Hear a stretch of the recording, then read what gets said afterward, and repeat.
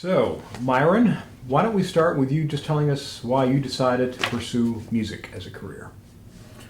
Well, I decided to pursue music as a career with my background. I had some very influential teachers that pushed me in the right way for music. Instead of some other fields, I was very heavily involved in math and science in school. But finally, I got enough people telling me that I should pursue music, and I ran into some very influential people. About what age did you make that decision? Very early. I had a very unique experience. I came from a small farming community up in the thumb of Michigan, town of less than 1,000, with a 23-piece band, which was absolutely terrible. But I was a very good clarinetist. For some reason, in that small town, I had a clarinet teacher. The band director was a Juilliard clarinetist. Wow. Somehow got up in that neck of the woods. So I studied with him, and that was a really good beginning for me. And I had some other very fine clarinet teachers in the area. But then when I was in the 9th grade, I was 15 years old, I was principal clarinetist in a county honor band, and you've done enough of those. And some of those can be horrendous. This was a 300-piece group. Oh my gosh. Not selected all, but all the kids in the county, all the county bands together. And who should be the conductor that day but Harry Beejan. And I was principal clarinet of the group. And I played pretty well. So he asked me if I would be interested in coming to Detroit to go to high school. So that's how I met Harry, the former ABA president. Sure. So I left home at age 15 and lived with my sister in Detroit and commuted to school to downtown Detroit to play in the Cass Tech High School band. Legendary band, yeah. It's a legendary band, and it's at that time probably one of the greatest bands in the country. And it also gave me a chance to study clarinet with the Detroit Symphony players. So that's what I wanted to do that too. But I got to know Harry very well during that time, and he taught me conducting when I was in high school. Wow. We used to commute to school together. I'd go over to his house once a week for dinner to make sure I was still living with my sister, taking care of her kids on there. But then he just kind of took me under his wing, and that's my big influence. That's how I got started. So I could say I really started on this journey when I was 15 of making a commitment to do this. I thought I was going to be an orchestral clarinetist. Okay. But I soon learned that that wasn't going to happen. It didn't take long for people to show me that they were better than that. So I thought this conducting idea was really, really very good. So that was my pursuit. Great. And can you talk to us about your university level education? Well, I went on to Michigan State for my bachelor's degree. In that time I was studying clarinet with Keith Stein, one of the masters of clarinet also, and playing in the band with Leonard Falcone. And at that time I changed to E-flat clarinet in the band. And I had quite a career as an E-flat clarinetist. That was fun to do. I enjoyed that. So I got my bachelor's in music education in clarinet in Michigan State, graduated early, stayed on and got my master's degree in bassoon in music education. In bassoon? Mm-hmm. Kind of a nice, refreshing change to get down to the bottom of the level after that. Then I went out and taught at the local high school right near East Lansing, the bedroom community to Michigan State University, which is a very large program. Started out doing 2 bands and an orchestra in the high school. My first job out of college, which was really a great thing to do. It was a very good group. So I stayed there for 5 years and taught. Then I went to University of Illinois. In that time, Harry Beejan was at Illinois. I figured that. And I was the first candidate for the band conductor internship program at Illinois. So I went to Illinois as a fellow and did my doctorate in music education there. After that, I went to Wright State University in Dayton, Ohio, and that was a commuter school at the time. And I was there for 7 years as director of bands and head of music education. And that was a really great transition into the college field for me. Didn't have football, so I didn't have to do that at all. No marching bands. No marching band, yeah. But it was a good group to, not the greatest group in the world, but to make it better and make it good enough to play the state conventions and get noticed for my next job, which was 1980, went to University of Iowa, which is a wonderful job, a great place to live, great school, huge population, large graduate population. So that was my path, and I was there for 28 years. That's my next question. So Yeah. 28 years there. 28 years. It's hard to believe that was 11 years ago that I've been retired. Mm-hmm. Yeah, so So what do you consider to be your most significant accomplishments over the course of that amazing career, Myron? well, I think my most significant accomplishments were being able to take a group like Wright State University, which were not the best players in the world, Mm-hmm. but to get them to a very high level of performance. And I think that stems from my high school background of teaching all the way through. I think that and the accomplishments of taking the University of Iowa band to a new level of performance.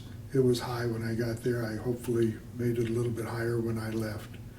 But then the big thing I think that was happened at University of Iowa was I developed the conducting program. And I think that was a real boost to be able to work with these fine grad assistants and teach them conducting and develop that program where we had a waiting list of people coming in to get into the program. Oh, that is So great. I think that was a real significant thing, yeah. Oh, that's fantastic. So I'm going to ask you some questions about kind of the band profession at this point. So what kind of changes have you seen in the band profession during your career? Well, the big change I've seen is in instrumentation. You know, with the going from the large bands that I grew up with into the smaller wind ensemble, whatever you want to call it, Mm-hmm. a little bit smaller groups, and the change in the colors of the band. You know, the bands became with those smaller groups a little bit more brass percussion heavy, a little less woodwind heavy. Balances were a little bit different, where I was used to this quasi-orchestral nature of sound with a large clarinet section, large low reed sections, and like that. And just to get this smaller clarinet section and just the competition for between the woodwind and brass, where bands became a little bit more brass heavy. And so that's one big thing that happened. I stayed with the large band. Yeah, I was just going to ask, did you Yeah. follow that trend, or you? I stayed with the large band, but I did a lot of the chamber literature out of the large band. I would take the last half of rehearsal or something like that and send half of them away, or whatever the instrumentation required for the music. So I could do both. Mm-hmm. And so that's how I adapted to it, but I did keep that big pool as my central group right there. The other thing I found that changed is with this wind ensemble movement, we developed some wonderful percussion sections, and we gained a new color in the band that we hadn't had before, Right. which is very interesting. And it's also at times became overpowering. You could see that where it would mask the sound of the band, but it was such an important color. It's been a real great addition to the band. Mm-hmm. Those are Great. two big changes that have come up. Yeah. Share with us, if you will, some thoughts about what you see as the future of our profession. Any thoughts on where you see things going with the band world? Well, I hope they're going to keep going in a positive direction. I think it's pretty positive right now. I have a real sense of concern right now about this movement by some music educators, particularly in the universities, of anti-large ensemble movement. And I think that could be disastrous for music schools, not just for bands, but for music schools in general. And I think we really need to look at that problem seriously. Because I think if we get into, they don't know what they're getting into if they start cutting down the large ensembles, the emphasis there. But I think if we can get by that area, I see the bands, particularly the larger schools, just continuing to improve a great deal. And the level of music making is really high right now, I think. Schools such as yours, the medium-sized schools, some of the smaller schools, excellent groups. And I think it's partly because of the training of the teachers that are coming in. Mm-hmm. Yeah. I agree. So can we back up a step? So this concern that you have, that I think many of us share, about de-emphasizing large ensembles as part of music education. Right. So why do you think that's problematic? What is the danger there?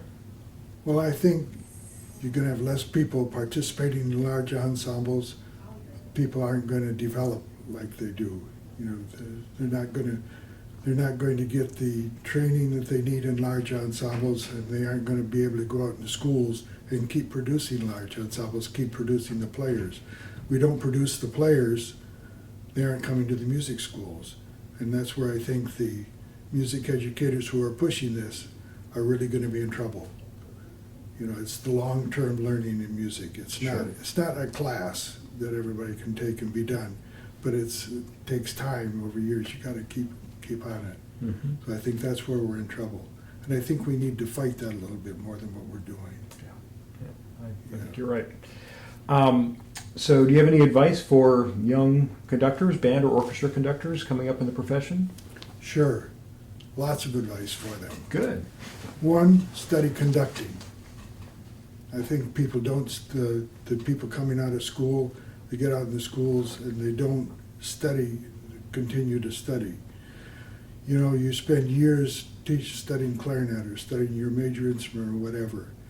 A couple of classes in conducting and you think you're a conductor. Doesn't happen. Find yourself a conducting teacher. You know, go off and find a teacher. Pay them just like you would pay your clarinet teacher, and study weekly lessons on clarinet. Get someone who can be very critical, teach you how to read scores, teach you how to sing lines, study scores, basic gestures. A critic, someone besides your mother, you know, who likes everything you do.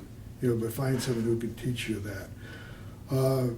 Find mentors, not just in conducting, but mentors who are wonderful teachers. Ask them questions. They're going to be happy to help you out all the way through. Go to concerts. I find so often I give a concert and no teachers are there. Continue to learn. You got to go out to concerts. You got to take a sound bath. You know, find out what groups. Remember, you get out in schools, you get into this creeping compromise. Things aren't quite so good today. You accept it. Same thing goes right down the line. But you got to go back out and see what things really sound like. Keep your standards high. But you got to go to concerts. You got to go to clinics. You got to go to workshops. You got to meet up with all your colleagues in the field. And as I tell my students in school, don't let your classes get in the way of your education. There's so much more to learn besides going to class. That's really good advice. Yeah. So you talked, to pick up on this idea of a mentor, you mentioned how important Harry Beejan was to you. Right. Did you continue to use him as a mentor throughout your time as a professional? I did. You know, he was like a second father to me. You know, he treated me that way, and he always helped me. I always, as they say, I went back to Illinois and he was there, and it just continued all the way through. And he followed my career very closely. He was always checking on me. I was always checking in on him, see what we're doing. Yeah. So a mentor is great, but you need several. Do you have any other mentors that were important to you? I went to school with Leonard Falcone. What a fabulous musician. Well, as a euphonium player, he's a name that's very near and dear to my heart. Sure, Yeah. sure, you would know that. And I did my doctoral dissertation is on Leonard Falcone. Oh, really? Yeah, it was his life and work at Michigan State. So we got to be pretty close too. Yeah, so he was the big one. And the other mentors are mainly my clarinet teachers. not my high school band directors and things, and my previous earlier high school band directors, but my clarinet teachers were so important to me. Mm-hmm. Yeah. That's great. So if you could do it all over again, is there anything that you would do differently? Well, I learned late that it's really important to have fun. I think I would have had more fun in my early career.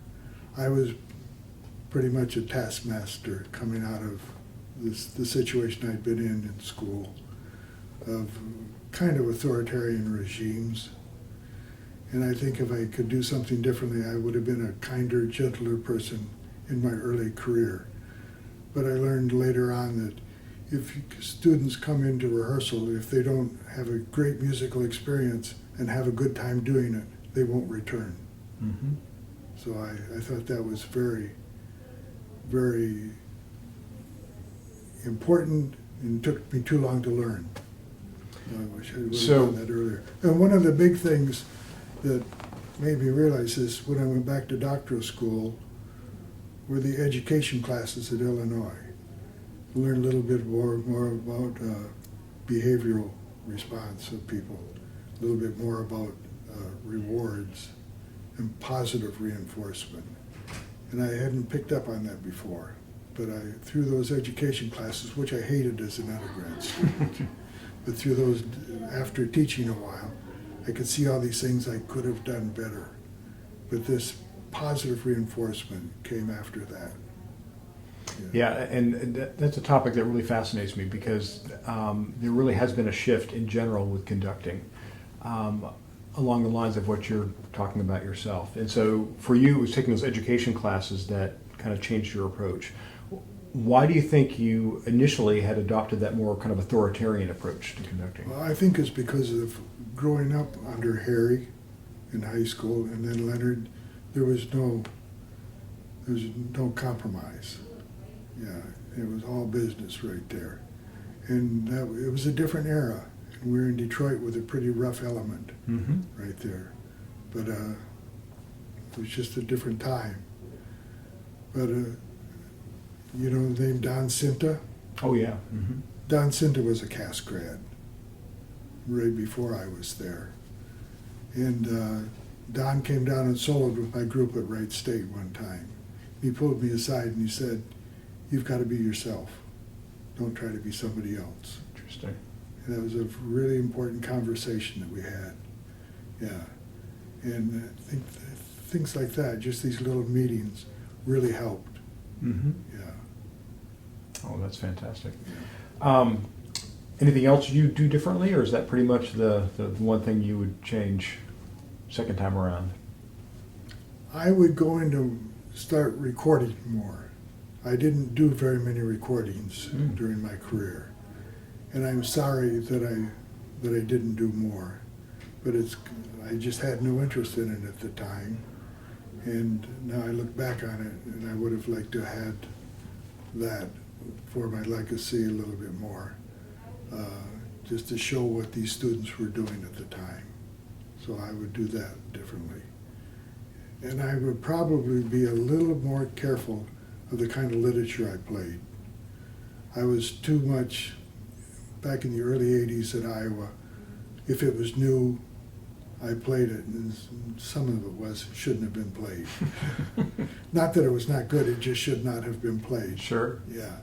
So there were a few times that commissioned a work and it never got performed at all. Yeah.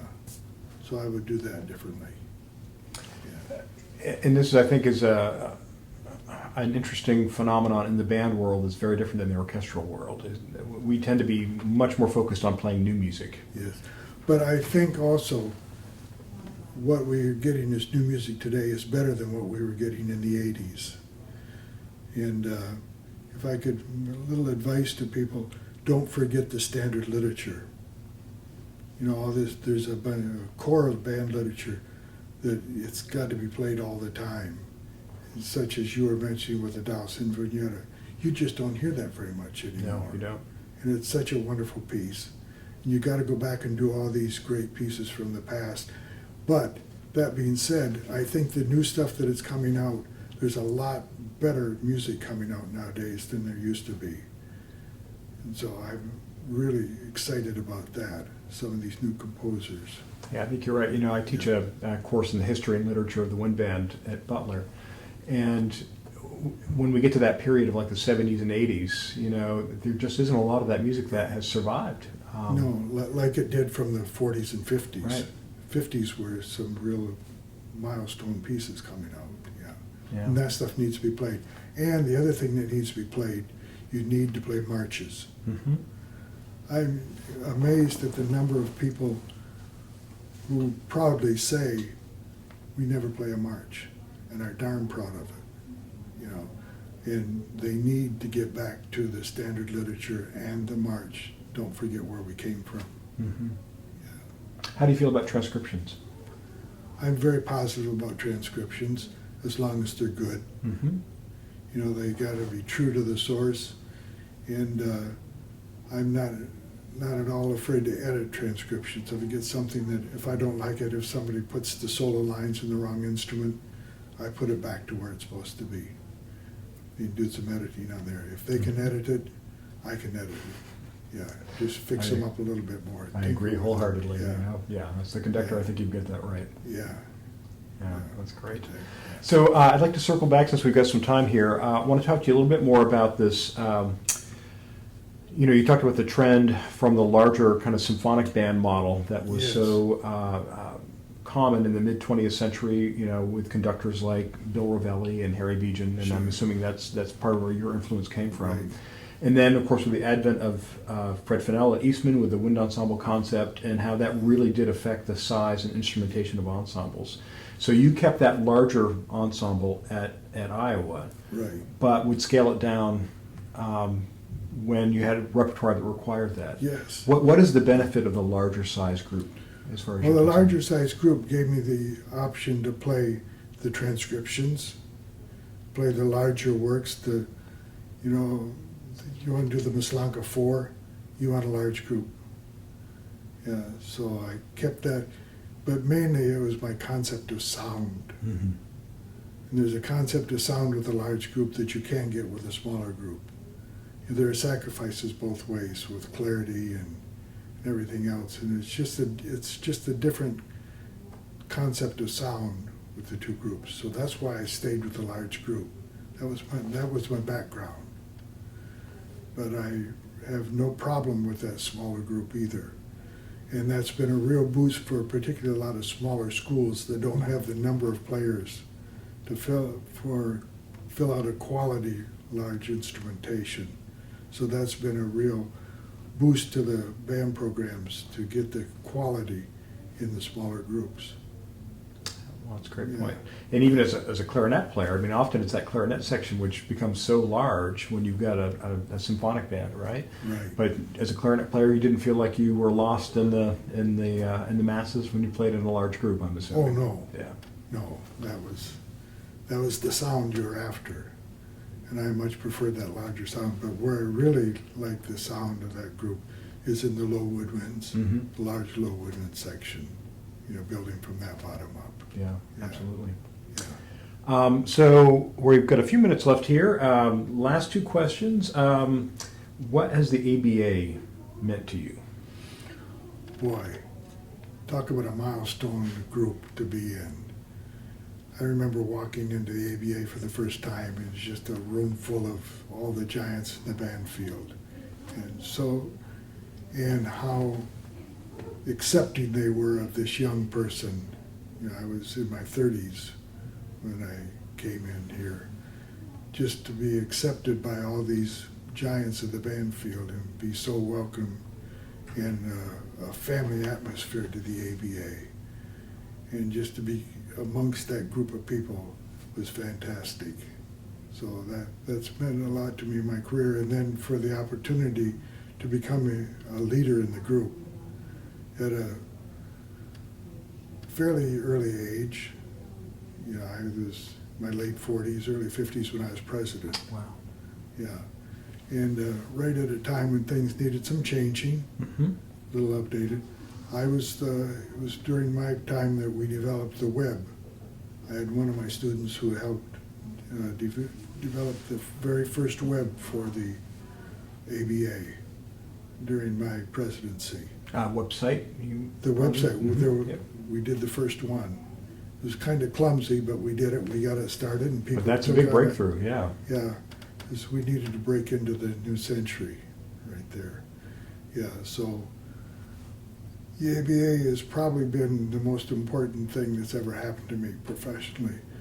Leadership in other groups, you have to do it, you have to get involved and be with the groups, and I've done that with the Iowa Bandmasters Association, with the CBDNA, etc. But the ABA is the crown jewel. So do you remember, you talked about some of those really auspicious figures who were in the ABA when you became a member. Are there any in particular that stand out in your memory that welcomed you into the organization? Well, I remember Ed Gangware, Herb Hazelman, Colorado directors, and some of these people. They would invite me to, I had to come along, my wife couldn't come with me. Mm-hmm. She was home with the kids. And they would invite me to their rooms and to their gatherings and stuff like that, and just embraced me in that. I'll never forget that, Mm-hmm. how welcoming they were. And I try to be that welcoming to the new people that come in. Yeah, I think it is the social aspect of the ABA that really makes it But it's the unique, social aspect of ABA, but it's still it's the people who are the leaders in the field who we need to look up to. Mm-hmm. Yeah. Absolutely. Well, any final thoughts? We got a few minutes left here. Anything we haven't covered? Well, hold still. Sure.